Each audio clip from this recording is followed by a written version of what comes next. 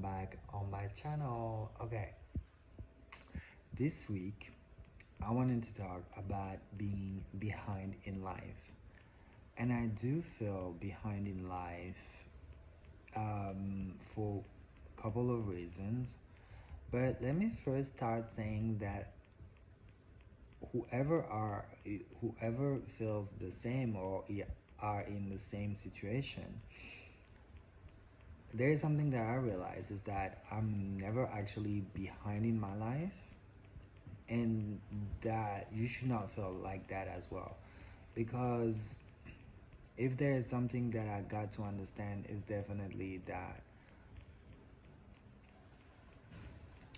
we are the hero, we are the icon, we are the idol of her story.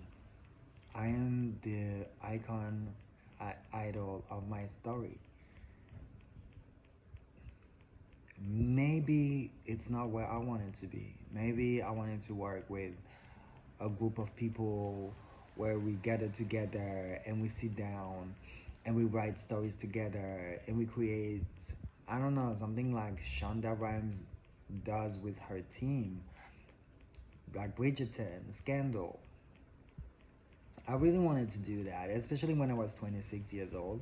I said myself, oh my God, this is something that I really, really want to do, and it makes me feel good, and I would love to create that for myself. But reality is, I'm a writer. I write, but by myself. Right now, I'm doing little corrections for my book, supposedly to be coming at the end of this year. But I'll be done in a month. Um, Here we are. I'm working on my book. I'm working on doing the correction, and I realized that you are the hero and the icon of your story because you write your story, your own stories, like those stories that you want to make. You are the mastermind behind it. You are the brain behind it. You use your creativity, your imagination, your thoughts, all those things. It's you. It's the reading that you do, it's the movies that you see, it's the places that you visit, any type of little things that actually inspires me to create that. And I realized, oh my God, like this is really true. It's not only a problem, it's not a problem, it's actually really true. Maybe I'm a writer and I'm not living that specific life already. Maybe it will come later on, but eventually. And why I do say that is that for a second point of view is, are you making that type of money? Well, money should always be somewhere back in your mind, but it shouldn't be the main reason why you do something. There's a lot of things that comes together. You have to become a specialist before to make anything that you want to do. You want to be an architect or a doctor, a lawyer, writer, a singer, a publicist, anything that you want to do in your life, make watches, clothes, fashion designers, anything, you have to become a specialist. And a specialist is putting the work in the hours. You put work in the hours to become a specialist. And there's a sense of, okay, but I'm still behind my life because I'm not making the money out of it. That if you keep at it, it's gonna come. There's another point where you're like, well, I have to wake up at 4 in the morning. I have to go to that job to pay my bills.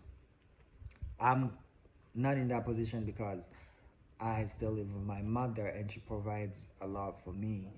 But I do believe that you want to be a writer and you have to wake up at 4 to do a job to pay your bills and your house and your rent and this, and you come back at home at, let's say, maybe 8 in the evening.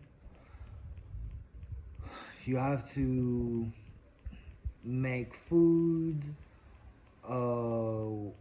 order food, take a shower, a quick shower, and maybe watch a movie or read a book. What I would suggest, take a time to read a book or watch a movie. Take a little bit of your time.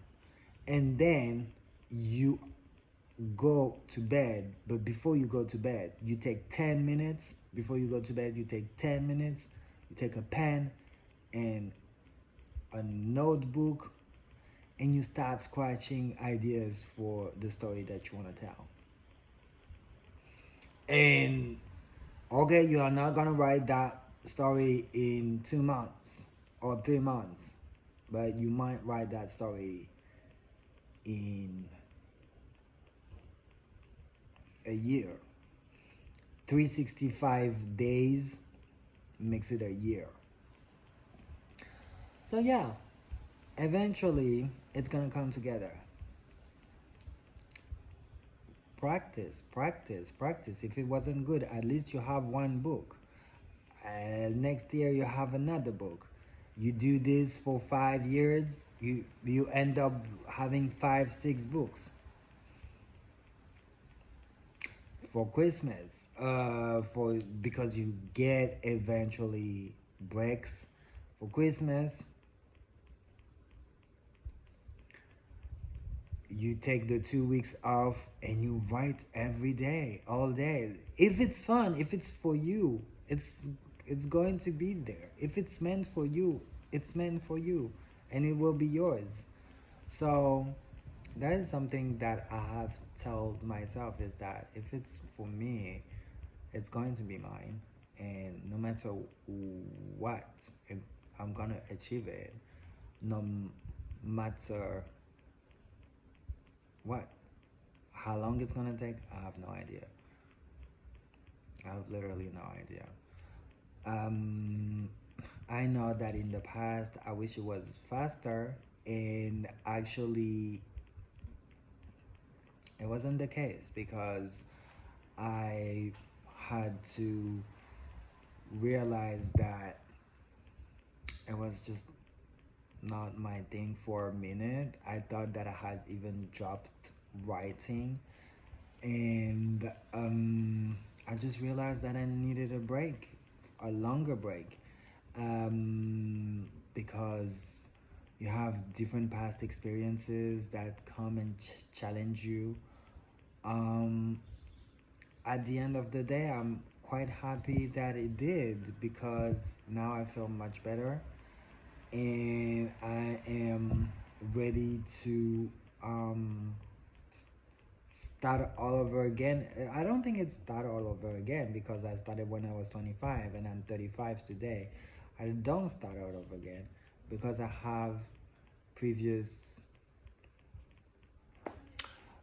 methods and techniques that are brought in, and my imagination is still there, even improved.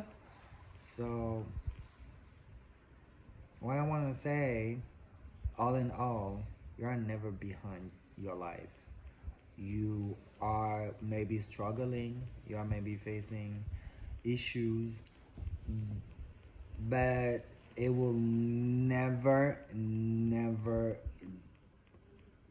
be a disaster or anything like that if you put the hours in your work.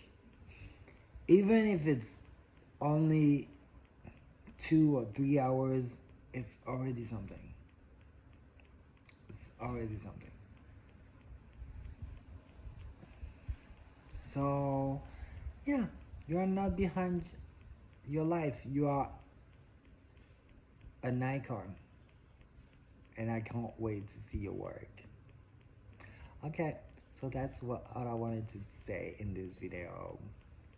And I see you on the next one. If you liked it, comment down below what you think.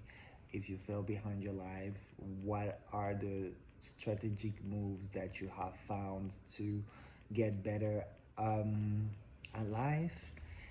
And if you're not behind and you have methods that we mind benefits from it, it would be great to share with us. Comment down below, subscribe, like, share. You know what to do. Peace. I love you, and I see you on the next one.